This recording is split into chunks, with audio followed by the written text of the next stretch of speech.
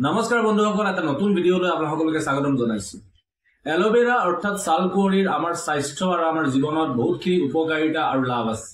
Aloe vera অৰ্থাৎ ছালকুঁৱৰীত vitamin A, vitamin C, vitamin E, vitamin B12, calcium, potassium, zinc, selenium, magnesium আদিৰ দৰে minerals পোৱা যায়।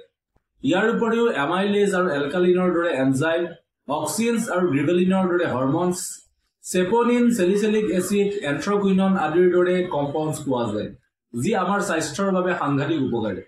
এলোভেৰা জেল আৰু জুচ দুই ধৰণে ব্যৱহাৰ কৰা হয়। এলোভেৰা জুচে কনষ্টিপেশ্যন, গেছ, এচিডিটি আদিত যথেষ্ট আৰাম দিয়ে। এলোভেৰাৰ জুচ সেৱন কৰিলে আমাৰ শৰীৰৰ ইমিউনিটি বাঢ়ে আৰু আমাৰ শৰীৰৰ ৰোগ প্ৰতিৰোধক ক্ষমতা বৃদ্ধি হয়।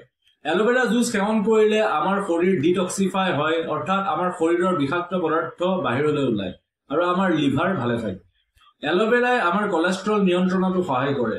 ইয়াৰ উপৰিও এলোভেৰাৰ জেল চুলি আৰু স্কিনৰ কাৰণে সাংঘাতিক উপকাৰী।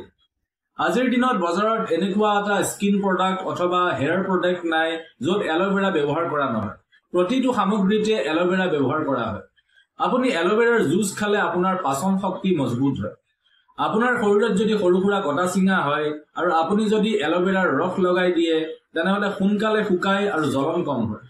আপুনি এলোভেৰাৰ পাত ছিঙি আনি সেই পাতৰ ৰস উলিয়াই আপুনি যদি মুখত 10 মিনিটমান ঘঁহি থয় আৰু পিছত যদি আপুনি মুখখন ভালকৈ ধুই দিয়ে, তেনেহলে আপোনাৰ স্কিন সতেজ আৰু উজ্জ্বল হয়। এলোভেৰাৰ জেল আপুনি কণ্ডিচনাৰৰ দৰে আপোনাৰ চুলিত ঘঁহক। আপোনাৰ চুলি ঘন হ'ব, চুলি সৰা কমিব আৰু আপোনাৰ চুলি জিলিকি উঠিব। আপোনাৰ যদি কেতিয়াবা হঠাৎ জুয়ে পুৰে, তেনেহলে পুৰা জেগাত আপুনি এলোভেৰাৰ পাত ছিঙি আনি তাৰ ৰস লগাই দিয়ক। লগে লগে আপোনাৰ পুৰা ঠাণ্ডা হৈ যাব আৰু সেই পুৰা জেগাখন ফুলি নুঠে। এলোভেৰাত এন্টি এজিং গুণ পোৱা যায়, যি আপোনাৰ শৰীৰত বয়সৰ চাপ সহজে পৰিবলৈ নিদিয়ে। গতিকে এলোভেৰাৰ যথেষ্ট উপকাৰিতা আছে আমাৰ স্বাস্থ্য বা আমাৰ জীৱনত।